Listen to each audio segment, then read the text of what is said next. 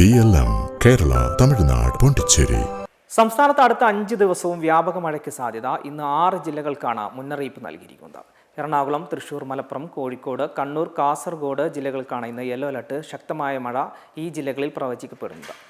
വടക്ക് പടിഞ്ഞാറൻ ബംഗാൾ ഉൾക്കടലിലും പശ്ചിമ ബംഗാൾ, വടക്കൻ ഒഡീഷ തീരങ്ങൾക്കും മുകളിൽ സ്ഥിതി ചെയ്തിരുന്ന തീവ്ര ന്യൂനമർദ്ദം അതിതീവ്ര ന്യൂനമർദ്ദമായി മാറിയിരിക്കുകയാണ്. കിഴക്കൻ അറബിക്കടലിലും സമീപ കൊങ്കൺ തീരത്തിനു മുകളിലായി ചക്രവാത ചുഴിയും സ്ഥിതി ചെയ്യുന്നുണ്ട്. ഇതിനാൽ ജൂലൈ 31 വരെയുള്ള ദിവസങ്ങളിൽ കേരളത്തിൽ നേരിയ തോതിലോ മിതമായ മഴയ്ക്ക് സാധ്യതയെന്ന് കാലാവസ്ഥാ വകുപ്പ് അറിയിച്ചു. ഒറ്റപ്പെട്ട സ്ഥലങ്ങളിൽ ശക്തമായ മഴയ്ക്കും സാധ്യതയുണ്ട്. അതേസമയം കള്ളക്കടൽ പ്രതിഭാസത്തിന്റെ ഭാഗമായി തിരുവനന്തപുരം കാപ്പിൽ മുതൽ പൊഴിയൂർ വരെ, കൊല്ലം ആലപ്പാട്ട് മുതൽ ഇടവ വരെ, ആലപ്പുഴ ചെല്ലാനം മുതൽ അഴീക്കൽ ജെട്ടി വരെ ജില്ലകളിലെ തീരങ്ങളിൽ നാളെ പുലർച്ചെ 5:30 വരെ 1:30 മുതൽ 1.3 മീറ്റർ വരെ ഉയരും തിരമാലകൾ കാരണം കടലാക്രമണത്തിന് സാധ്യതയുണ്ടെന്ന് ദേശീയ സമുദ്ര സ്ഥിതി പഠന ഗവേഷണ കേന്ദ്രം അറിയിച്ചു.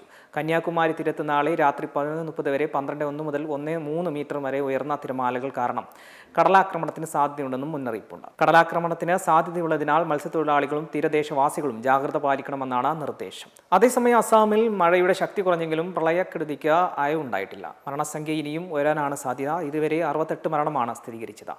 6 ജില്ലകളിലായി 7 ലക്ഷത്തിലധികം പേരെ പ്രളയം ബാധിച്ചതായാണ് കണക്ക്. 18,000-ത്തിലധികം പേരെ ദുരിതാശ്വാസ ക്യാമ്പിലേക്ക് മാറിപ്പാർപ്പിച്ചിട്ടുണ്ട്.